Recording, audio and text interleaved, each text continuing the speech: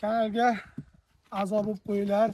Ko'ryapman ko'pchilik a'zo bo'lmasdan ko'ryapsizlar. Bitta like, qandaydir savollar, e'tirozlar, qanday xohlagan savollaringiz bo'lsa, bemalol kommentariyga yozib, pastda raqamlar ko'rsatib qo'yganmiz. Telefon qilib, so'rab, surishtirib, iloyim nasib qilsin borib qo'yib beraylik. Rahmat hammaga. Qizilsariga qizib ketyapti, buzilib qoldi o'ylamanglar. Davlat toki yo'q paytda yoki davlat tokini ishlatmoqchi bo'lmasangiz, shu chastotniklar orqali sizlarga quyosh panelini o'rnatib, biron bir uskunangizni, nasosingiz yoki boshqa uskunalarni yoqib berishimiz mumkin. Bu instruksiyalarni mana shu kitobini yo'qotib qo'ymagan yaxshi, chunki qandaydir ошибка chiqib qolsa, shunda javob bor. Perevod qilib bemalol bilib olamiz. Sizlarning boshida 65 kW turibdi. Bu degani 50 kWlik quyosh paneli, 50 kWlik inverterimiz 65 kWgacha panellarni o'rnatsangiz bo'ladi. Ya'ni davlat toki yetib bormagan joylar uchun moslashtirilgan, ya'ni davlat toki yo'q joyda paneldan tok oladi-da, kunning yorug' paytida motorlarimizni ishlatib beradi. Ishlatib, ko'lmi yoki bo'lmasam paxta sug'orish, paxta zorlar deydimi, shunaqangi joylarga, suv yetib bormagan joylarga suvlarni tortib beradi. Bu 45 kilovatimiz 130 million 500 ming so'mga to'g'ri keldi.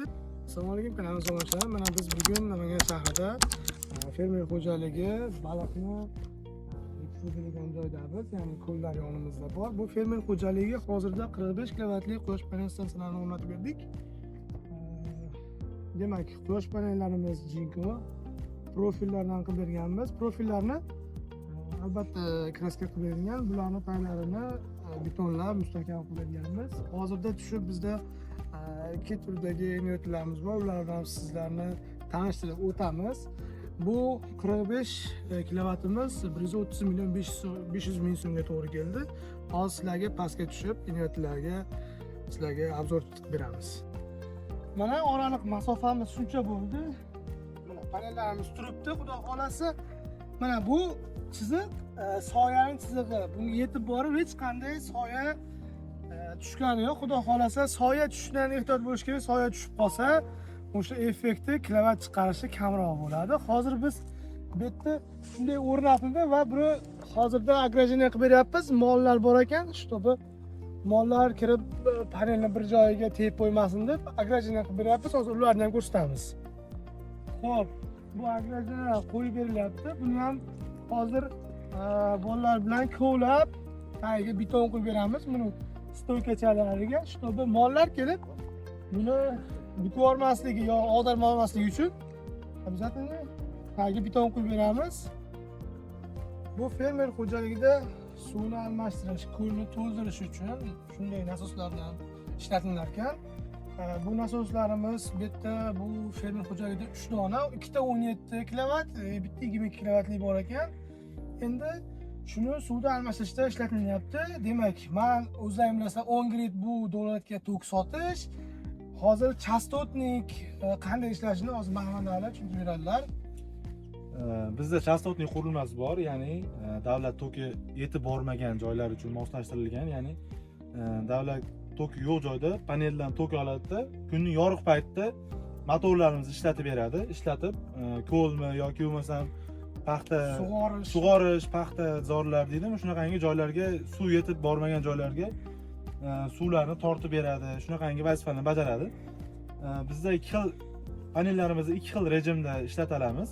Birinchi rejimimiz, ya'ni suv kerak paytda motorlarni chastotnik orqali suv bilan ta'minlab kerak joylarda bizga mabodoga suv kerak bo'lmay qolsa, bularni o'chirib turib 10 grid sistemasi davlatga sotib turib, 10 gridda sotib beriladi. Biznes qilsa ham bo'ladi, shunaqa qilsa ham bo'ladi. Xo'p, sizlarga endi borib hozir inverterlarimizni chastotnik hamda D inverterini ko'rsatamiz. Xo'p, demak, inverterlarimizni oldamiz. Mana inverterlar hali o'rnatilgani yo'q, chunki quyosh panel o'rnatish jarayonida biz hali tugatganimiz yo'q. Mana sizlarga aytib o'tgan, xo'sh, chastotligimiz shu 18,5 kilovatlik chastotligimiz shu ko'rinishda bo'lar ekanlar. Xolasa shuni bittasini ochib ko'rsataylikmi? Bittasini ochib ko'rsatamiz hozir.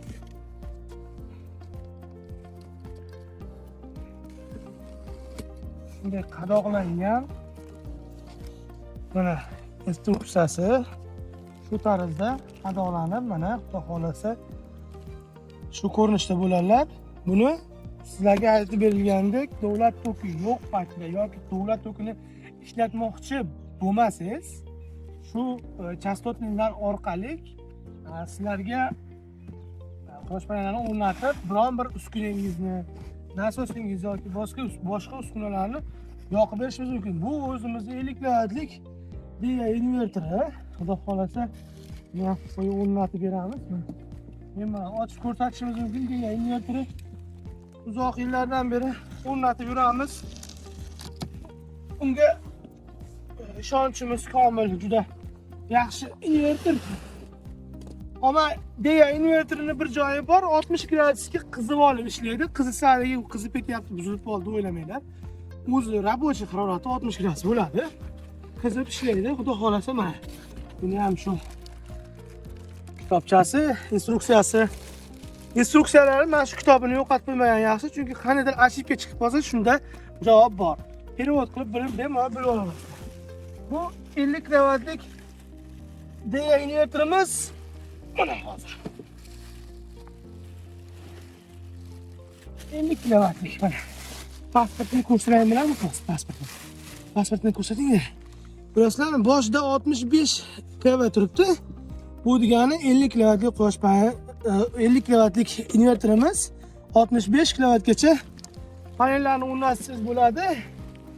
Xo'p, shu hurmatli obunachilar, kanalga a'zo bo'lib qo'yinglar. Ko'ryapman, ko'pchilik a'zo bo'lmasdan ko'ryapsizlar. Bitta like, qanday savollar, e'tirozlar, qanday xohlagan savollaringiz bo'lsa, bemalol kommentariyga yozib, pastda raqamlar ko'rsatib qo'yganmiz. Telefon qilib, so'rab, surishtirib, iloyim nasib qilsin borib qo'yib beraylik. Rahmat hammaga.